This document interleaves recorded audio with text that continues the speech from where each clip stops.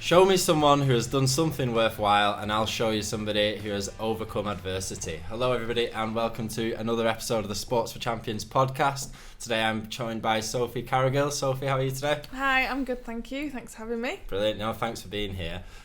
So much to cover, such an exciting story and so many achievements in your sport. Can you tell us a little bit about how you first got started? Wow, long story. I'll try and keep it short and sweet. But so I grew up as an able-bodied girl, absolutely loved sport. I was sports mad. I was one of those kids that drove my parents mad, probably going from here, there and everywhere to different sporting activities growing up. I played a lot of netball mainly, but hockey, tennis, I did everything. But when I was 16, I was involved in a near-fatal car accident, which nearly took my life. So obviously very grateful to be alive. And I feel like I live my life sort of with that mantra in the back of my head always, that I'm grateful to be here.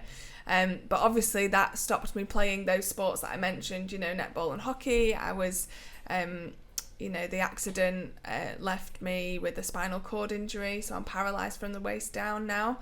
So I use a wheelchair full time. So it sort of opened my eyes to this whole new world of disability sport.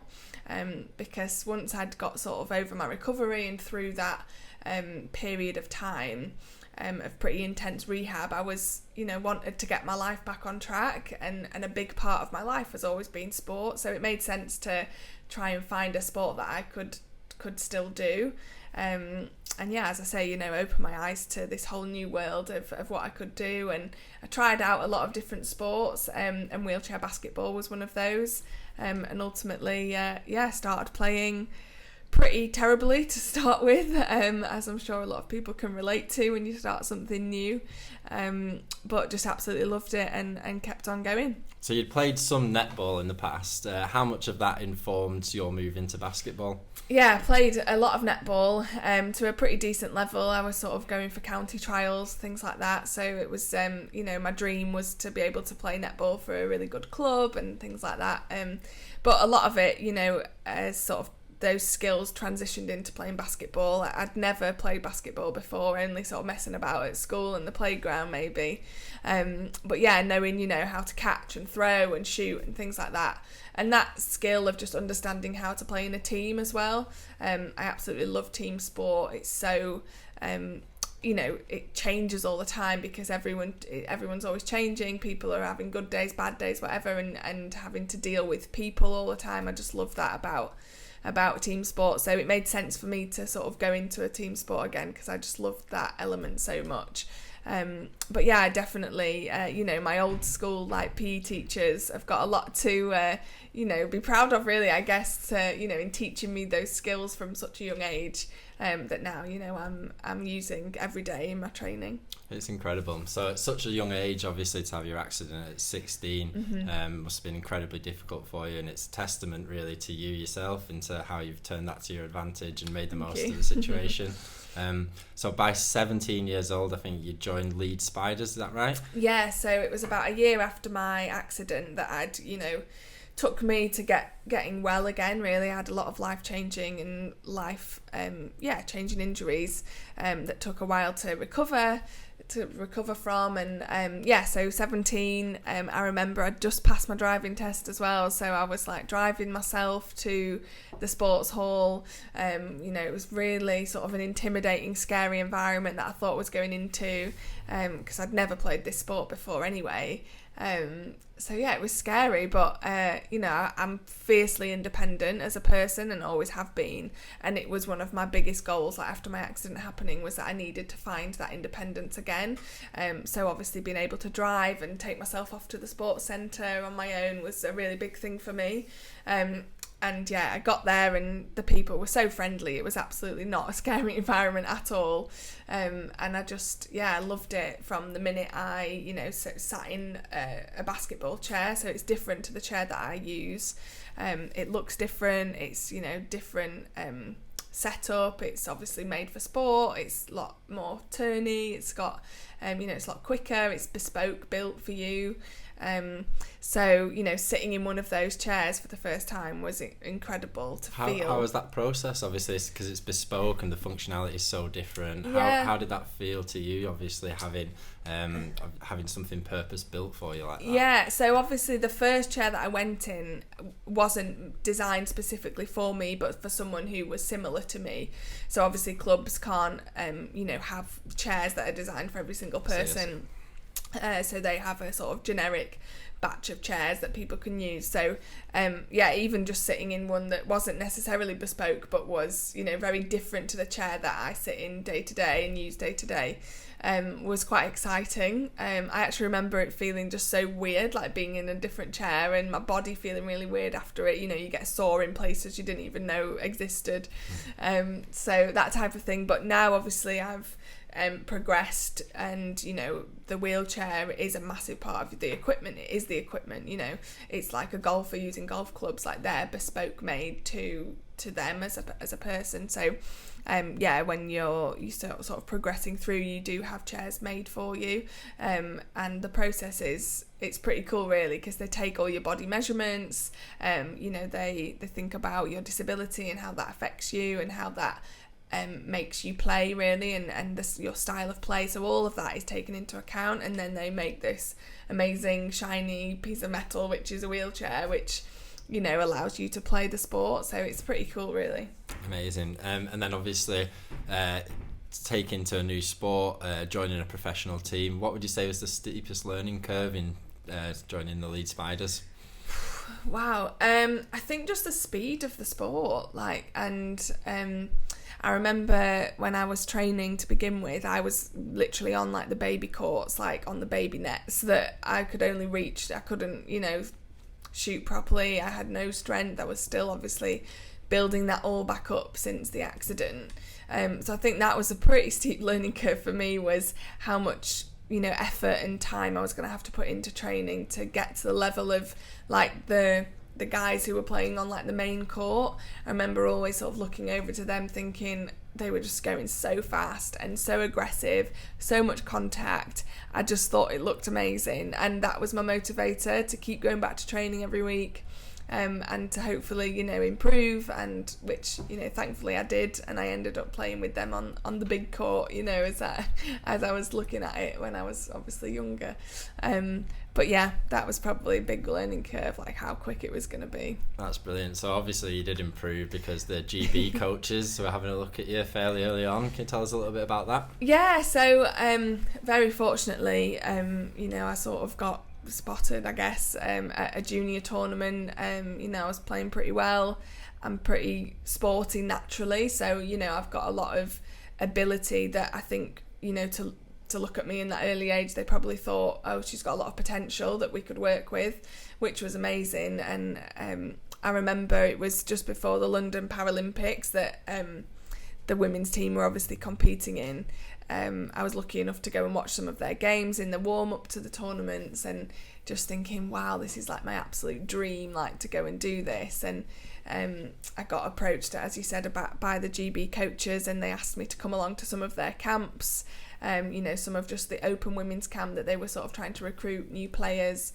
And one of the coaches said to me at the time, she wrote on like a little feedback form, you know, after we'd done the camp, it was all about, you know, giving you feedback and things like that. And she said, if you're willing to work hard enough and you're willing to, you know, give everything to being an athlete, then you've got a really good chance of competing in Rio, which was obviously in like 4 years' time. And I was like, oh, that was just like the bit of the nugget that I needed, you know, to motivate me to make every decision after that to be, you know, a full-time athlete pretty much, and really commit to training. So it was a bit of a whirlwind really, from going, you know, the year before not really knowing how to play, not understanding the game, and being a real novice, to then sort of quickly building up my strength and my skills, to then be playing alongside some of the women that had just been playing at a Paralympics. So it was pretty cool. So after being given that encouragement, what practical steps did you take to make sure that you're going to put yourself in the best position to take this professionally?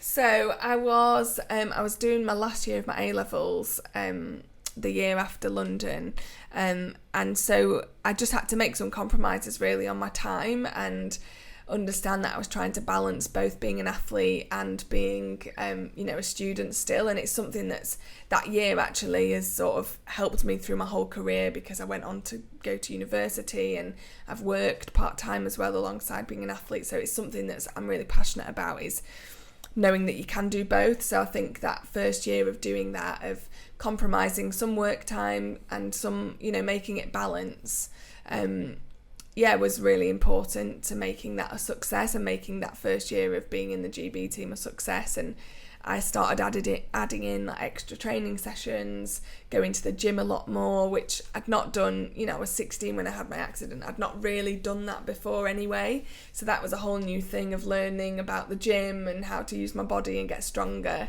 So those, I guess, were the practical things that I did. And I ended up choosing a university based on where the basketball team were based. So I went to the University of Worcester, which was an incredible experience, but not the student life that people might expect. I was, up every morning training at 7 a.m, whilst my friends were probably getting back in from nights out and, living their best life, which I was too. I don't regret any of that. And I think it's the choices that you make that put you in a position of success, whatever that may be. I chose to go to those training sessions, to be an athlete, and absolutely no regrets. Well, it did pay off, didn't it? Obviously you went to Rio and had a fantastic showing there. Can you tell us a little bit about that experience? Yeah, the Rio Paralympics was one of the best experiences of my life. So as I said, a bit of a whirlwind, in getting into the sport, and probably 4 years really hard training. We were centralised at the University of Worcester. We trained twice, sometimes 3 times a day, to get to that level of competition that allowed us to be successful in competitions leading up to Rio. And then we got selected to go to the Paralympics, which is my first one.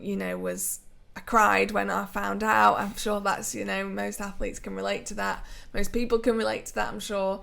But yeah, it was a really emotional, sort of poignant moment in my life that, as a young girl, I'd grown up watching sport and watching, the Olympics. I remember with my dad a lot. We're both pretty big sports fans. I used to always think, what could I do at the Olympics that'll get me there? Like, could I be a sprinter? Could I do high jump or something? Obviously never ended up happening, but the silver lining of my accident happening was that I then ended up going on to compete at Paralympics. So it was an amazing experience even before we'd started playing the games, just to be in that environment in the village, to see what it was like at representing your country at that level. Like, all eyes are on you and you've got this massive support behind you, which is just incredible. We went on to be quite successful through our games, and we got to a semi-final, which was the best that the team had ever done at the time. Sadly, we lost that game against the USA, and then we went on to play for a bronze medal, which again we lost against the Dutch. But looking back, it was, it's obviously bittersweet. You're the team that don't go away with a medal, but you've made it to the semi-final. So for us it was a success, and it was a really good stepping stone for the rest of the success that we've had since then. But yeah, I just have lots of fond memories about that time. What was Rio like in terms of the athlete village and stuff? Because obviously it had been such a new experience for you and such a huge operation. What was that kind of the impact of that? Yeah, it's huge. It's like the food hall's the size of a football stadium. It's massive. Being in a tower block of all apartments where you're with all of Team GB, and it is incredible.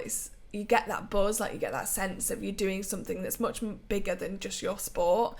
Our other competitions are, just wheelchair basketball, whereas this is a massive multi-sport event where you're competing with loads of different other athletes, and that feeling is just so special. It really is the reason why I keep doing what I'm doing, because the buzz that you get from that environment is pretty incredible. So can you tell us a little bit about wheelchair basketball? I'm not sure if the viewers at home will have actually seen any of the matches and things like that. It's a vigorous sport, isn't it? There's a lot of contacts. It's fast moving, as you said before. Yeah. Yeah, can you tell us a bit about that? It's meant to be non-contact sport, but it's absolutely not, because I think when you're trying to push a wheelchair, you're moving and you're coming up against 9 other wheelchairs on court. There's bound to be contact, so but that's why I like it. It's aggressive, it's really competitive, it's fast-paced. The thing that I love the most as well is that anybody can play it, so it's an inclusive sport in that, if you're you've got a minimal disability, you can play it. If you're like me and you're paralysed from the waist down, you can play it. If you're able-bodied as well, you can play in the league. Obviously you can't compete at a Paralympics, but you can play for a league team, like I started on at Leeds Spiders. So anybody sort of interested in wanting to play, that you can find a club near you hopefully and start to play. So that's a great thing I think about the sport, is that growing up, if you've got a disability, you can get your friends to join in and play the sport. So I love that about it. Obviously for me it's like I'm totally biased because I love wheelchair basketball. I play it pretty much every day. And that competitive element for me when you're playing at the highest level is just what I love, and pushing myself every day to be better in whatever skill I'm working on, or fitness, or in the gym, to make sure that I'm the best version of myself that I can be for the team. I think that's probably why I love team sport so much as well, because you've got those people that are relying on you to be your best self. So it pushes you in a way that I don't think I'd get pushed in an individual sport.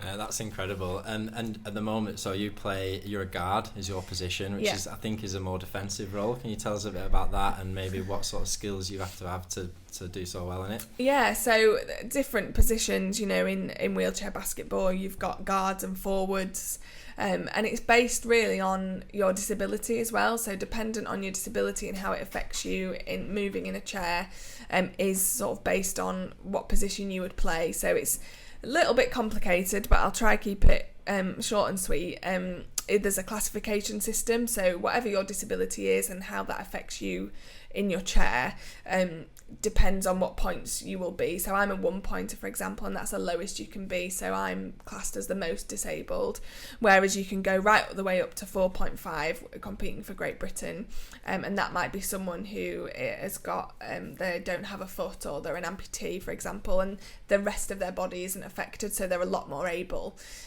So they sit a lot higher. You'll see, if you've seen wheelchair basketball, there'll be some people who are sat a bit lower and some that are sat a bit higher. So they're the ones, the higher pointers we call them, they're the ones that go inside the key a lot more. They, obviously sat a lot higher than most of the players, so they can be a bit closer to the basket. Those shots are a little bit easier because they're higher up. And for me, as you said, defensive, yes, but I sort of work a lot in the offense to get those players inside the key, so we work together to get them the best shots,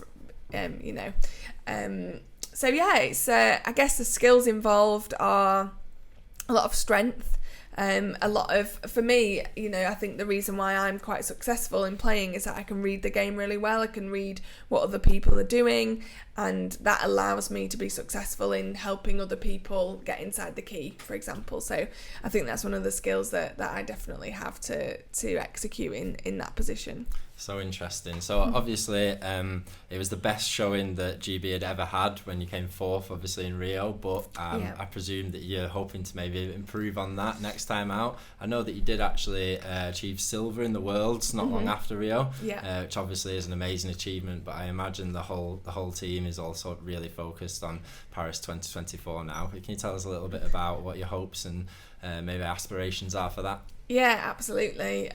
Since Rio, as you said, we went on and we won a silver medal at the World Championships, which would be one of my greatest sporting achievements, of my life to date. And then, the world went into a global pandemic, and we had a lot of change around how we were training and how that impacted us. So the Tokyo Paralympics were different, for everybody. And for us, sadly, we weren't as successful as we wanted to be for, a number of different reasons. And I think those setbacks are normal in sport, normal in life as well, that, you'll be successful to a certain point, and then things change, and everything that we were dealing with at that time just meant our training wasn't where we wanted it to be.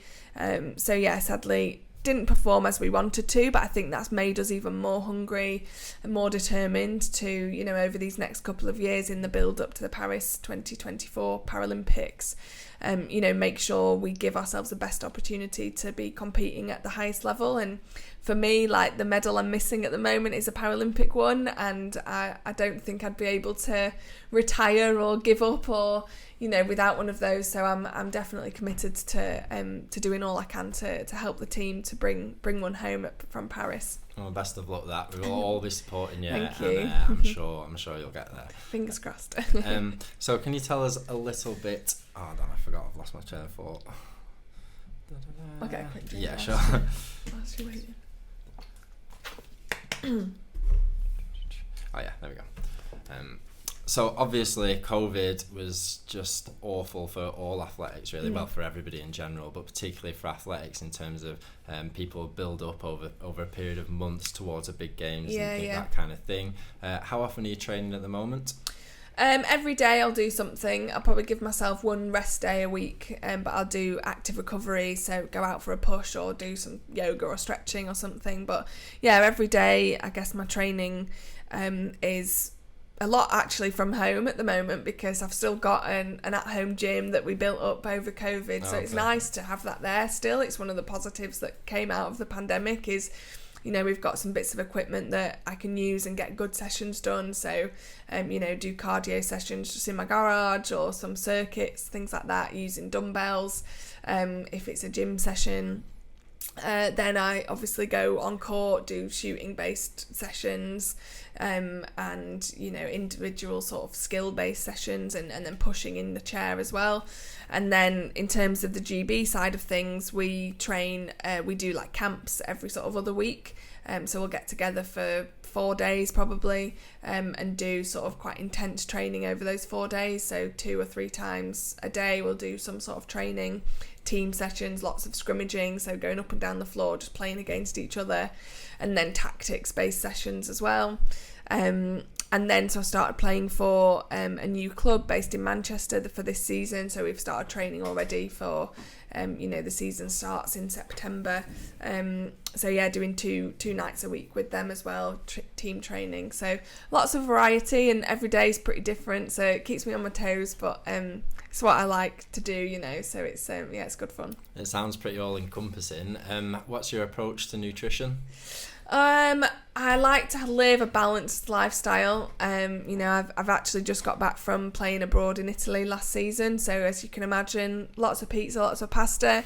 But I think if you're training and you're committed to, you know, your that level of training, then I think balance is really important. You need to enjoy yourself, you need to enjoy life.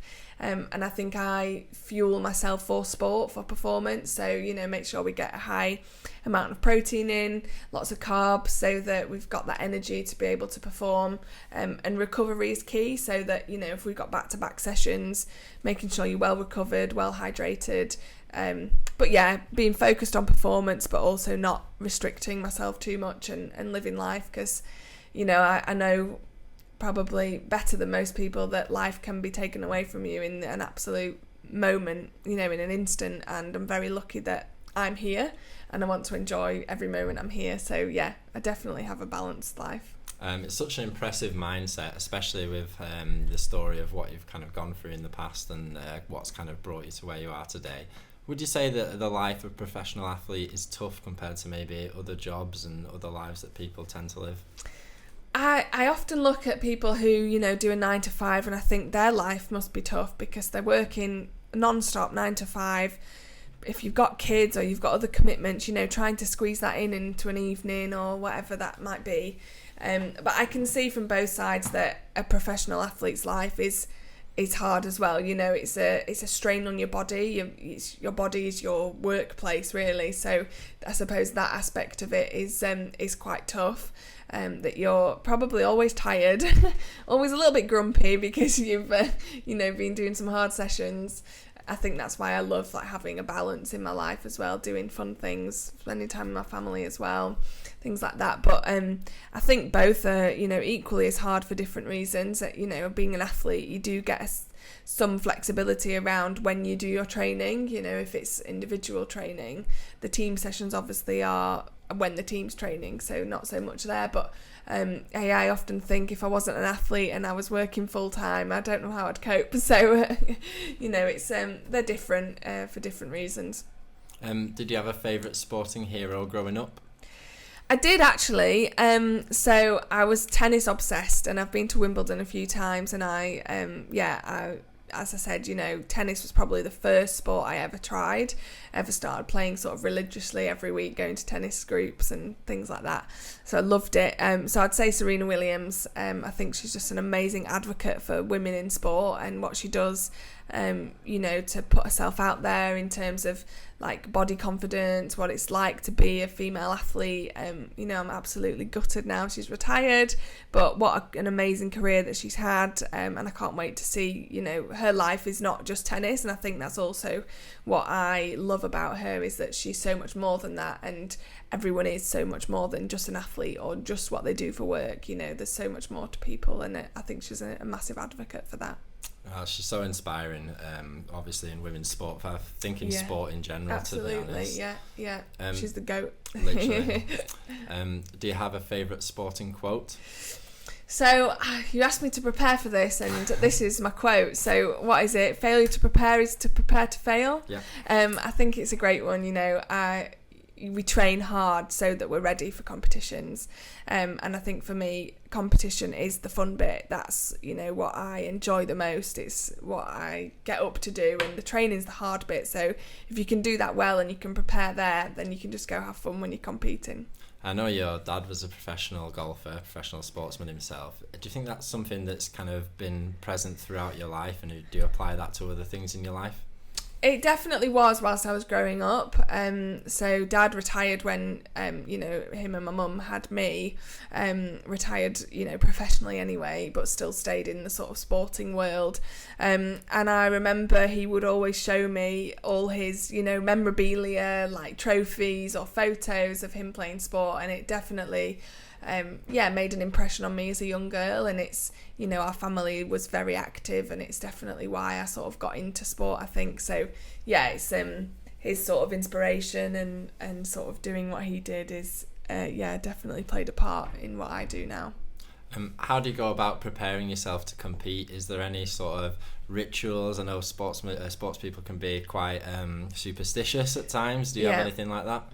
I tend not to try keep anything like too rigid, because I think if you put things in other people's control, or the environment's control, then it's likely not to go right. And I think if you put too much pressure on that and that thing doesn't happen before your game or before your race, then your mind could be elsewhere and not focused on the game. So for me, I like to keep things pretty chilled. I'll listen to some music. I'll sort of keep the changing room quite lively and just keep everyone chatting and in good spirits, and that helps me to build my energy. And then just before I go on court, I'll tell myself to stay focus on my breathing. I do a lot of mindfulness, or have done in the past, and those techniques of just using your breath to help you sort of calm your nerves, because nervous energy is actually, it's really a good thing to have, I think, and you can translate that into sort of being excited and being energized on court. So for me, it's about concentrating, being focused, and just having fun. Like I said before, that's the fun bit, and for me, I just tell myself to enjoy it. It's funny, there's a real split between the athletes that we sit down and talk to here, of the kind of music people listen to, and it tends to be people who are quite high energy actually have to calm themselves down, so they listen to quite calming music, whereas the opposite still applies. Some people listen to really hyped up music to get them in the zone. I'm guessing that sounds like you're more of the hyped up kind. Absolutely, so I love singing and dancing and making a bit of a fool out of myself in the changing rooms before we go on court. So I'll have the music on for sure, and maybe when I'm on the bus beforehand, I'll sort of listen to my own sort of style, like maybe a little bit slower, maybe just something that I know that's routine for me, and then as soon as you get in the changing room, it's sort of it's go time. So get the group lively. There are almost levels of preparation, aren't there? So obviously everyone's in the changing rooms, the energy is really high. Presumably when you get on the court, you really have to zone in and really focus on your task within the game. Is there anything that you do to kind of get yourself to that that place. Yeah, that's so true. It's about listening to the coach as well, because he's obviously sort of telling us what we're going to be doing, how we're going to play. So yeah, it's been able to remember to listen to that and stay focused. So like I said, it's about concentrating, and there's nothing necessarily I do to do that, but it's quite in basketball, you know, you'll be warming up and it'll be really high energy out on court. When you come in, everyone's sort of taking a drink of water, getting, you know, their towels sorted, things like that, and that almost like is a natural moment to sort of bring the energy down a little bit. And then you're listening to your coach about how he's, you know, planning the game and what you're prepared to do. So yeah, switching on at that point for the big moment and the big tip off, obviously, before we start. So yeah. So having started out obviously right at the bottom, club level, all the way to the highest level that you can actually achieve at your sport, would you say that you get you treat different games differently? Do you get more butterflies perhaps if you're going out in a Paralympics compared to if you're going out in a club game? Yeah, definitely. There is a difference. And for me, it's based on the crowd, actually. So wherever there's a big crowd, I feel that nervous energy, and it excites me, it gets me ready, it actually makes me perform at my best. So I know other people are the other way, they'd rather not perform in front of anybody, but I like that, so that gives me that energy and you know, that readiness to perform. So yeah, I love when it's a Paralympics or it's a big club game that loads of people are watching. Do you have a go-to after a good performance? So maybe after Rio, did you go and order a load of really nice food you like, or call your mum? There's always something along those lines. Yeah, a couple of cocktails, I think, went down a treat. And yeah, you do the nice things, don't you? Thankfully in Rio, my family were out there and they follow me around the world really to all the games. So it's lovely to be able to go and celebrate with them straight after. So yeah, that's normally what I do. Brilliant. And then would you say that you have a sporting mantra at all? Maybe something that you repeat to yourself around competing times, or is there something that really kind of you hammer home and sort of drives you? Yeah, I guess we've sort of touched on it, but the let's have fun attitude, you know, let's just enjoy it. We've done the hard work already, and I sort of just remind myself that you've put the hard work in, and that's all that matters really. How do you feel that being an athlete makes you a better person in general? Oh, massively. It really does. I think just by having a routine and being sort of strict with myself that, you know, I get up and do my training, I eat well, I prepare well, sort of gives you a level of discipline throughout your life. And, you know, especially in team sport, you're learning so much about different people, their attitudes, their personalities, and being able to compromise and sort of flex your own personalities and your needs to the benefit of other people, I think has really helped me be able to figure out who I am as a person. You know, God, 10 years ago, I wouldn't have been the person I am now, and that's through sport being able to show me, I guess, how to get the best out of people and get the best out of myself. So it's been a really life-changing journey, I think, you know, reflecting on it. But yeah, I've loved every minute. Brilliant. And I normally ask at this point, as we're just about to end the podcast, if you have any advice to a young person just looking to get into sport, but also just general life advice in general, if you've got anything. Sorry, I'm going to do that again. Yeah, go for it. So normally at this stage in the podcast, I ask if you've got any advice for a young person maybe looking to get into sport, but I think with your story and sort of your journey to where you are today, if you've got any life advice as well that you think applies. Definitely. It's, for me, the one thing I would always say is that challenges will always come your way. Like, change in your life and challenges that you're faced with will always happen in life. It's the constant. It's the thing that you know that will always be there. And I think it's how you address those, how you are as a person when those things happen, that can really help you come through. And I do believe that I'm a stronger person because of all the challenges I've faced in my life. And you know, so I think if people can face them head on, face them with a strong sort of positive attitude, don't get me wrong, you'll have days where it's miserable and you're really down, but they're okay. And knowing that they're okay and knowing to ask for help to get through them, there will be light at the end of the tunnel. I know that's a massive cliche, but there really will be, and I feel like I'm an example of that. So yeah, just face those challenges head on, and you'll be fine. Brilliant. That's a fantastic message. Well, thank you very much for joining us here today. It's been a wonderful chatting to you. Yes, you too. Thanks for having me. Brilliant. And thank you all at home for joining us. I did that one time. Brilliant. And thank you all at home for joining us. It's been a fantastic episode of the Sports for Champions podcast, and we'll catch you next time.